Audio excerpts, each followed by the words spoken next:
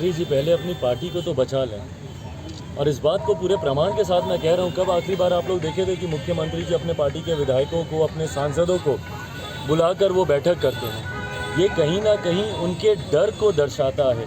उनकी पार्टी में उठने वाले विरोध के स्वर का डर अब दिखने लगा है। परिणाम स्वरूप वो तमाम विधायक सांसदों को बुला रहे हैं और उनकी पार्टी का में ये असंतोष स्वाभाविक है भाई। अगर हम कहते हैं कि जनता दल यूनाइटेड में टूट होगी, तो मैं इस बात को पूरे विश्वास के साथ कहता हूँ, कारण है पार्टी में टूट होने का, क्यों नहीं होगी? आप मुझे बताइए, उनके पार्टी के विधायक, उनके पार्टी के सांसदों में अपने भविष्य को लेकर एक सेंस ऑफ इनसिक्योरिटी है कि नहीं? आज जितने भी उनके सांसद हैं, 2019 का चुनाव उन्होंने किसके सामने लड़ा?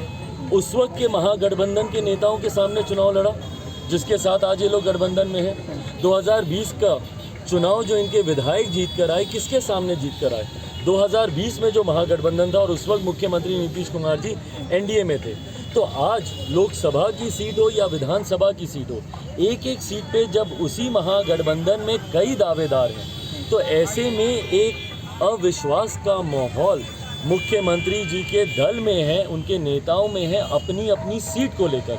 अब वो भले लोकसभा की हो या विधानसभा की हो, महागठबंधन में जिस तरीके से दलों की एक भीड़ है, ऐसे में जनता दल यूनाइटेड के नेताओं को इस बात का एहसास है कि संभवतः उनको चुनाव लड़ने का मौका नहीं मिलेगा। एक ये कारण, और दूसरा कारण, उनके नेताओं को ही सबसे ज़्यादा आक्रोश का सामना करना पड़ता है। भाई मुख्यमंत्री जी तो जनता के बीच जाते नहीं जाते हैं तो उनका भी विरोध होता है, बट जो सबसे ज़्यादा उनके जनप्रतिनिधि जो जनता के बीच जाते हैं, उनको ना विरोध का सामना करना पड़ता है। आखिरी बार मेरे मुख्यमंत्री ने कब चुनाव लड़ा था, मेरी पीढ़ी को तो कम से कम नहीं याद, पर जो लोग उनके यहाँ से चुनाव लड़ते हैं उनको जनता के आक्रोश का सामना करना पड़ता है। और यही कारण है कि उनकी पार्टी में एक असंतोष का माहौल है, और ये माहौल अभी का नहीं है भैया, ये लंबे समय से है। आरसीपी जी का अलग होना, उपेंद्र कुशवाहा जी जो उनकी पार्टी के संसदीय बोर्ड के अध्यक्ष थे, उनके घटक दल उनसे दूर हो रहे हैं, मांझी जी का अलग होना, ये दर्शाता है कि एक असंतोष का माहौल है। कई उनके नेता, विधायक, सांसद मेरे संपर्क में हैं, कई और दलों के भी संपर्क में हैं। तो ये बात